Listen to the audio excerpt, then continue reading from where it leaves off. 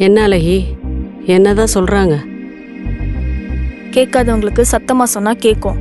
ஆனா இவங்க கேட்கவே கூடாதுன்னோ கேட்டும் கண்டுக்காம தானே இருக்காங்க. நம்ம வந்ததுல இருந்து யாரும் இந்த பக்கம் கூட வரதில்ல. எல்லாரும் பின்னாடி வழியாவே கிளம்பிடுறாங்க. முடியலம்மா, இந்த மழையிலையும் வெயிலையும் இந்த உடம்பு எத்தனை நாளைக்கு தாங்குன்னு தெரியல. என்னக்கா இப்படிலாம் பேசுறீங்க? தைரியமா இருங்கக்கா.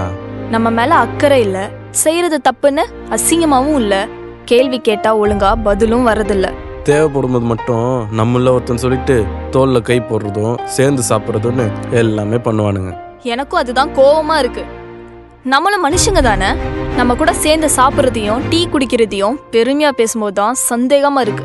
இந்த சமத்துவம் சனாதன எதிர்ப்புன்னு பேசும்போது ச்சே. அவங்கள சொல்லி குத்தல்லம்மா, எல்லாம் எங்களை சொல்லணும். இப்போ ஒன்றும் சரியா புரியல. ஆனால் ஏதோ புரியுது, அவங்க நம்மளை என்னவா பார்க்குறாங்க, எதுக்கு கையெடுத்து கும்பிட்டாங்கன்னு. வருஷத்தில் ஒரு நாள் கையெடுத்து கும்பிட்டதை நம்பினதுக்கு இப்படி காலம் ஃபுல்லாக கையேந்து விட்டாங்களேம்மா. ஆமா தேவிக்கா, நீங்க சொல்றது சரிதான்.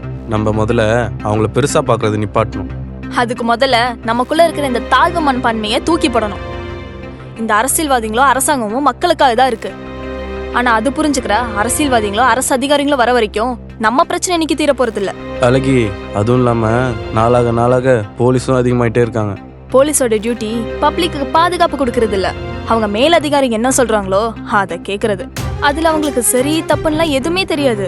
அப்படி தெரிஞ்சிருந்தா இந்த கார்ல கொடியை கட்டிட்டு கண்ணாடி மறைக்கிறவங்களுக்கு போஸ்ட் ஓட்டிட்டு ரோட்ல சுத்துறவங்களுக்கு பக்கத்துல இருந்து பாதுகாப்பு கொடுப்பாங்க. சாமானிய மக்கள் கிட்ட மட்டும்தான் அவங்களோட அதிகார திமிர காட்டுவாங்க. இனி என்ன நடந்தாலும் சரி பாத்துக்கலாம். நான் எதுக்கும் பயப்பட போறதில்ல. நானும் தான். நானும்